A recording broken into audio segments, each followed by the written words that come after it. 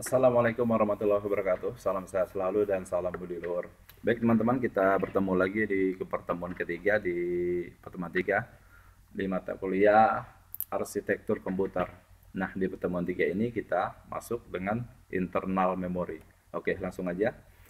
Yang pertama yaitu karakteristik penting sistem memori. Yang pertama yaitu A, lokasi, CPU internal,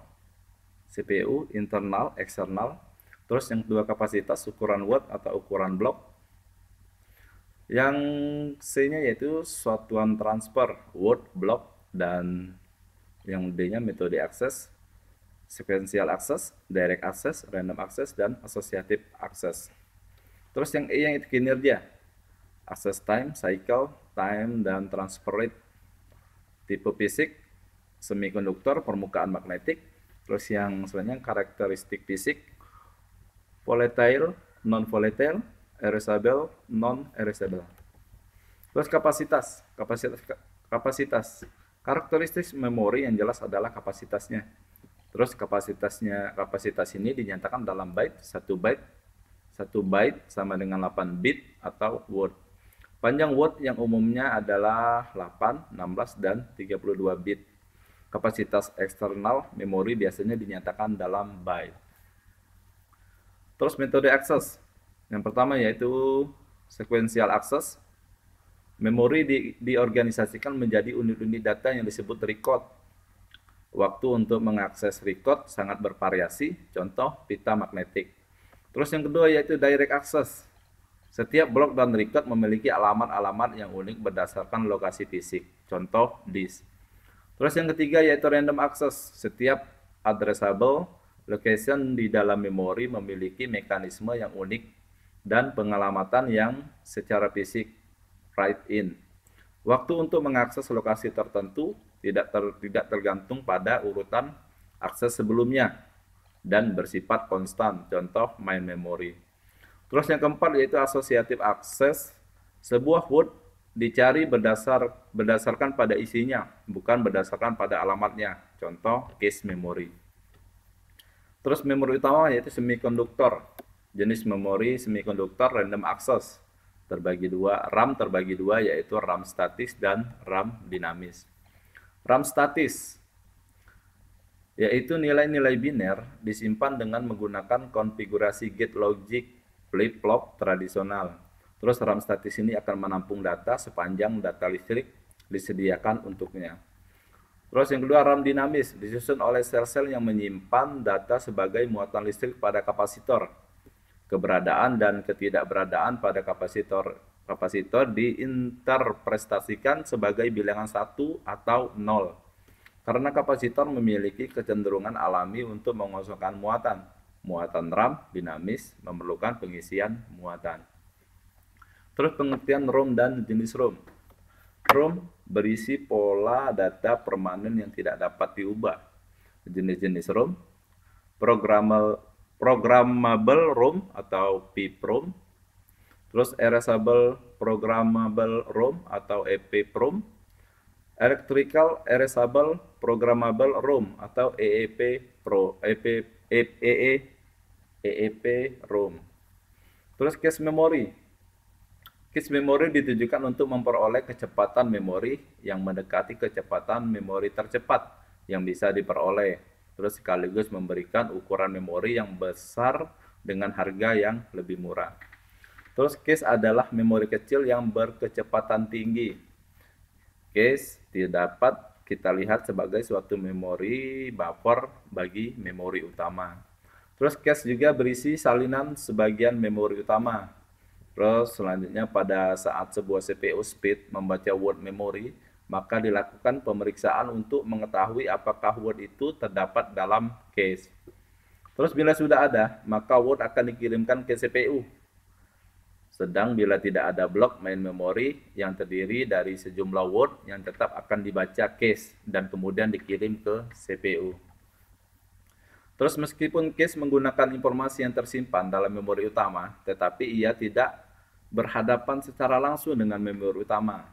Terus apa yang tersimpan dalam cache dan juga ditempatkan ke dalam memori utama dikerjakan sesuai perintah CPU.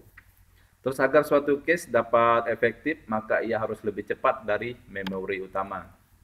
Terus pada umumnya, waktu akses memori cache berkisar antara 50 sampai 100 nanodetik.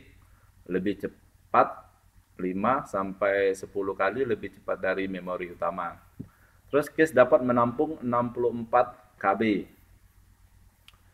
Selanjutnya itu fungsi cache memori, yaitu mempercepat akses data pada komputer. Yang kedua yaitu meringankan kerja prosesor. Yang ketiga yaitu menjembatani perbedaan kecepatan antara CPU dan memori utama. Dan yang keempat adalah mempercepat kinerja memori. Terus operasi pembacaan cache. Yang pertama yaitu direct, asosiatif, dan set asosiatif. Yang pertama yaitu A, pemetaan langsung. Alamat memori utama dibagi menjadi dua field, yaitu tag dan indeks. Jumlah bit dalam indeks berhubungan dengan ukuran cache. Terus ketika suatu word direferensikan, bit indeks pada alamat digunakan untuk pengaksesan cache. Terus pemetaan langsung yang selanjutnya yaitu jika field tag cocok dengan bit tag pada alamat terjadi suatu hit jam, jika sebaliknya akan terjadi suatu miss. Organisasi cache ini mempunyai waktu akses yang lebih cepat daripada RAM karena mempunyai field alamat yang lebih kecil. Terus kelemahan pada cara adalah tidak dapat menyimpan secara bersamaan apabila dua buah word mempunyai indeks yang sama dan tag yang berbeda. Terus pemetaan asosiatif. Ketika suatu memori asosiatif digunakan untuk sebuah cache, maka diperlukan suatu pemetaan yang berbeda. Dengan pemetaan asosiatif, alamat word memori utama dan isinya. Untuk selanjutnya untuk mereferensikan suatu word tertentu, alamat disimpan ke bagian yang berhubungan pada register argumen A dan register kunci. Misalnya K di setup untuk membandingkan hanya field alamatnya. Pemetaan asosiatif memungkinkan adanya penyimpanan suatu word yang punya indeks yang sama dan tag yang berbeda ke dalam cache ini. Terus pemetaan kelompok asosiatif merupakan kombinasi dari kedua organisasi sebelumnya.